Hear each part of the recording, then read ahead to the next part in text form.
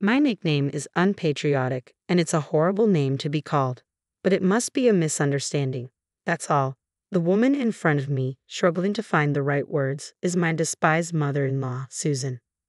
Just minutes ago, Susan told me to leave the store, and I walked out in tears. After persistent calls from both Thomas and Susan, I returned to the store, where Susan, normally so quick to belittle me, looked more panicked than ever. She had just loudly told me to leave, calling me a stranger. What did she mean by that? I need an explanation. My name is Caroline, a 32-year-old office worker. I have been married to Thomas for 4 years, but we don't have any children yet. My life changed dramatically after the death of Thomas's father, Kingston. We were living in another state at the time. Kingston's sudden heart attack was a shock, and at his funeral, Thomas's uncle said to him, "You're the youngest and the only son. You'll return home eventually, right? Make sure mom feels at ease." A few months after Kingston's death, Thomas announced that he had transferred to an office near home. He already made the decision and reported it to me afterward. I protested, "Why would you decide something so important without consulting me?" To which Thomas replied, "I thought you'd object." "Sorry, Caroline," Thomas said. "I know you don't get along with my mom. It's true, I dislike Susan, and she dislikes me even more. When we lived out of state, we only visited during long vacations due to work while Susan nagged, 'Why can't you come at least once a month? It's not like you live overseas. Nancy visits twice a week, you know.'" Nancy and Tracy, Thomas's older sisters, live close to their parents. Of course, Nancy can visit twice a week if she lives nearby. Thomas defended me, saying, "Don't compare us to Nancy. We have work and flying back every time is costly." Kingston tried to mediate, so our relationship with Susan was strained but manageable. Susan's primary issue with me seems to be children. I remember last summer's visit vividly when she asked, "Why don't you have children yet?" She looked pointedly at my stomach and added, "Sorry, but Nancy doesn't have any children either. Both Nancy and Tracy married before me and also don't have children." I thought she should focus on her own daughters rather than criticize me. But Susan said, "Nancy's married off, but you're different. As a daughter-in-law, you're expected to provide a proper heir." Her outdated remarks always frustrated me. Moreover, she told me, with the low birth rate nowadays, it's better to have more children for society. You don't want to be unpatriotic, do you?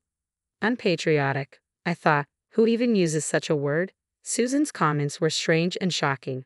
However, when I heard that Susan was ill, even Thomas seemed concerned, leading to our recent actions. Naturally, I was conflicted. Following Thomas meant quitting my job and, more importantly, dealing with increased interactions with Susan. I even considered asking Thomas to go alone. But then I saw a social media post from a friend whose husband had cheated on her during a business trip. After much deliberation, I decided to go with Thomas, reasoning that we wouldn't be living together anyway. Susan seemed genuinely delighted by my decision. 2 weeks later, Susan invited me for tea at her place. It was the first time I'd accepted such an unwelcome invitation, but I couldn't ignore it. When I arrived at the in-laws' house, Susan and Nancy greeted me. Seeing my two least favorite people, I already wanted to leave. "Caroline, long time no see. Why haven't you visited since moving here?" Nancy asked, her tone dripping with malice. Susan sighed. "Caroline, I was so happy you decided to move here, but it seems I was mistaken. You dislike me, don't you?"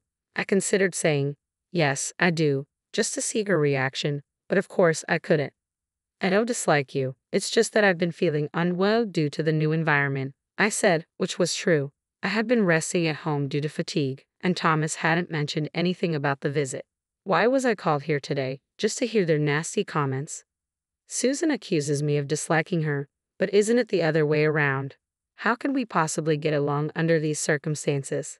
Nancy snapped, "How can you speak to mother-in-law like that?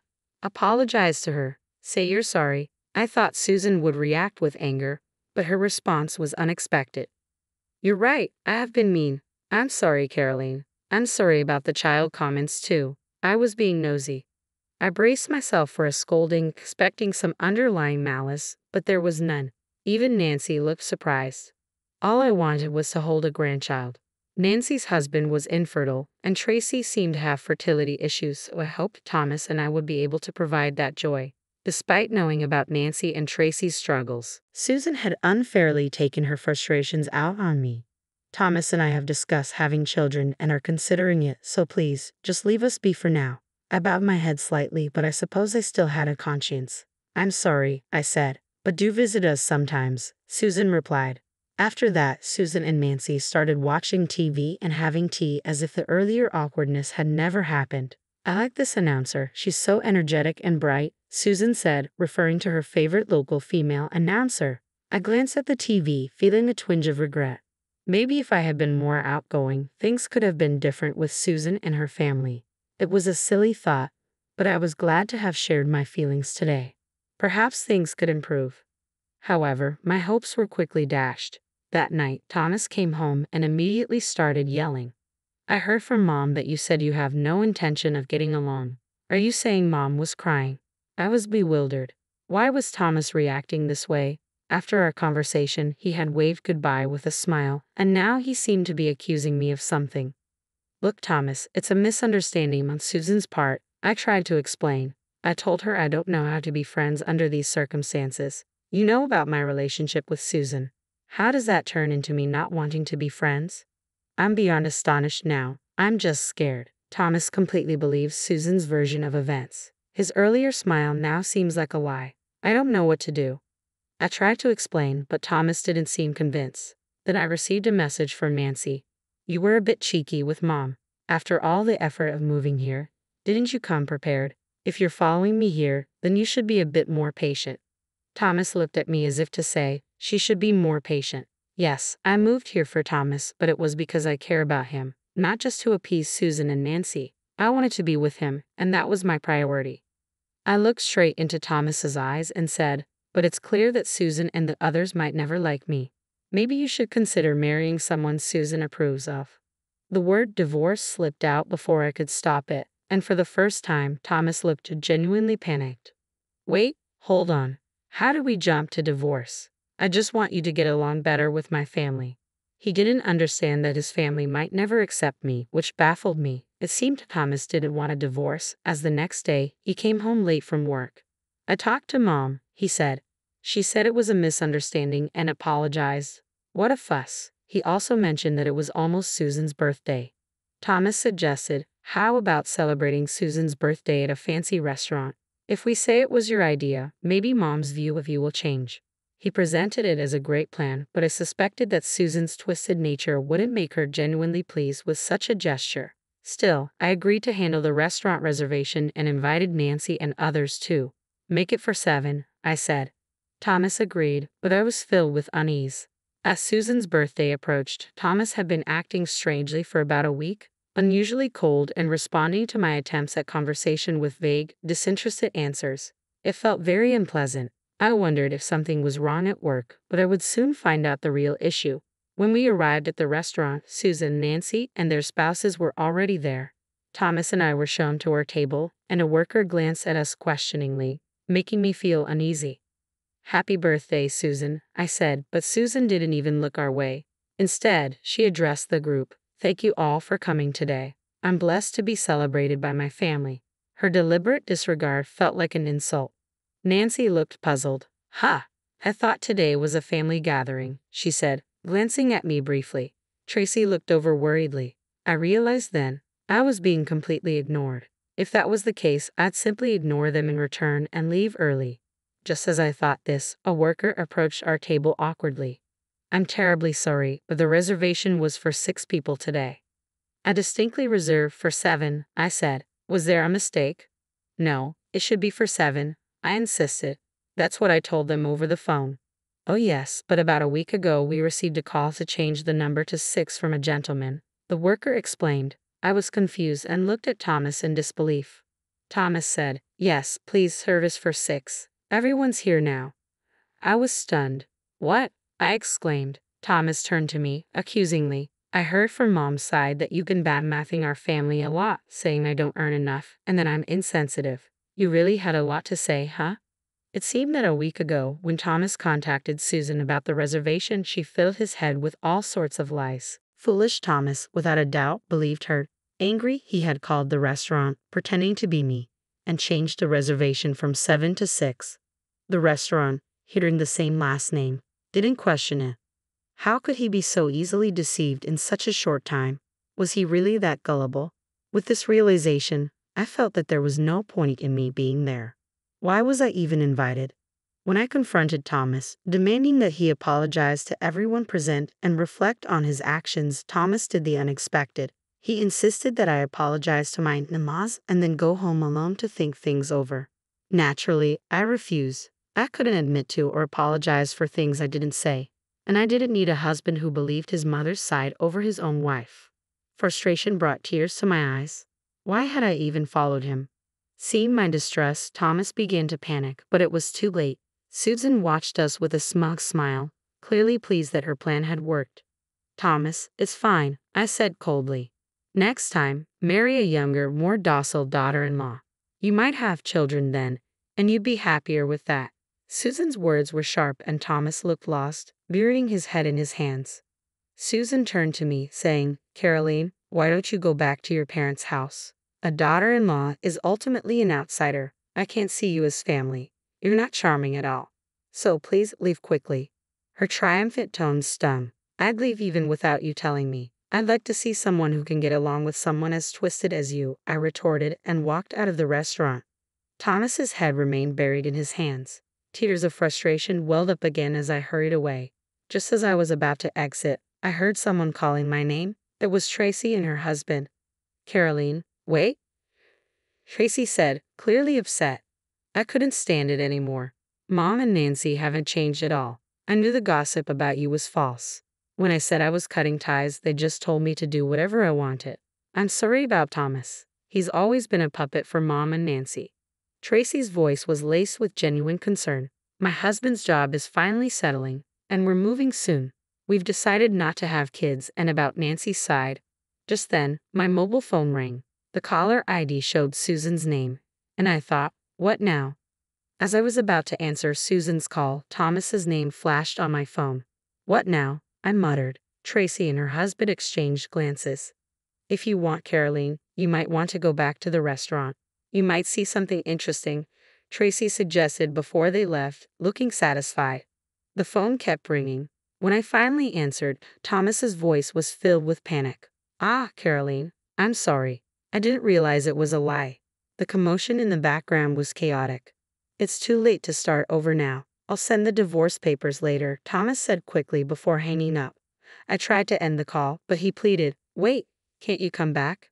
Please, it's a lifetime request. Thomas's childish plea almost made me laugh, but my curiosity about Tracy's cryptic words got the better of me. I decided to return to the restaurant. When I arrived, a crowd had gathered around Thomas's table. Speaking into a microphone was Susan's favorite female announcer.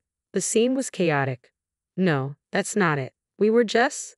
It's a misunderstanding, Susan stammered, clearly struggling for the right words. Thomas and Nancy looked awkward and uneasy. The announcer, holding the microphone, directed the question to Susan.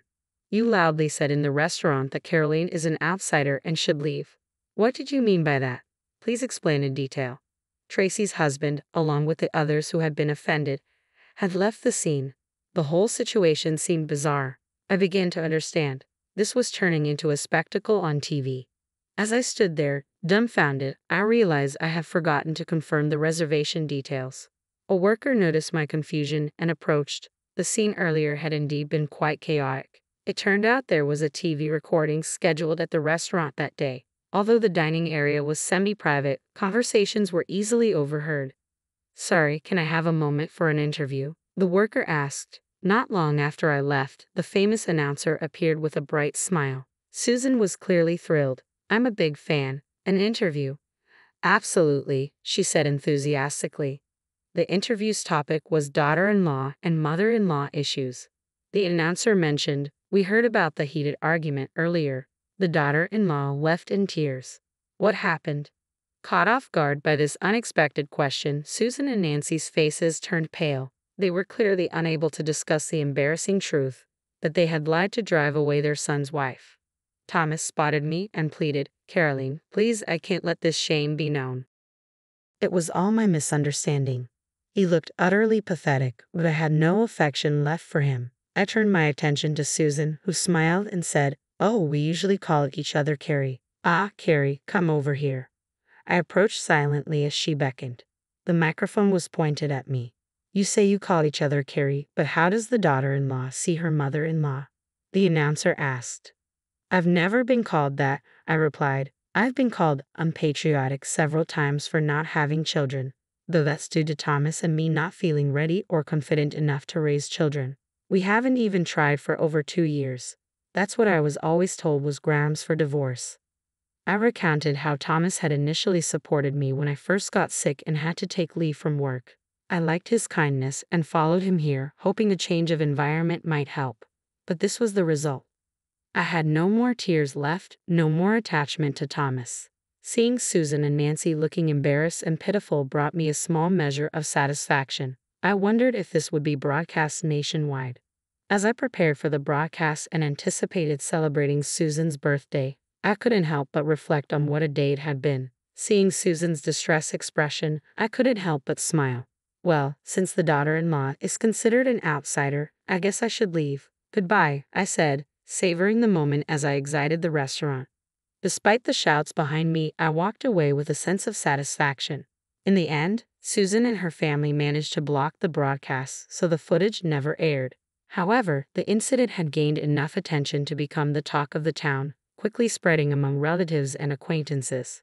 After that day, I returned to my room, packed up, and went back to my parents' house. I sent the divorce papers to Thomas, but they weren't promptly returned. Considering it might be time to involve a lawyer, I was surprised when Thomas showed up at my parents' house. My father, Stephen, handled the situation with a firm demeanor. Thomas offered a heartfelt apology, saying he planned to cut ties with his family and would only believe in me from now on. But his words held little weight now. Stephen, usually a gentle man, was visibly injured. Why didn't you realize this sooner? What have you done to Carolyn all these years? Just sign the divorce papers and leave, he said sternly. Thomas, with a face full of regret, handed over the divorce papers, written in shaky handwriting.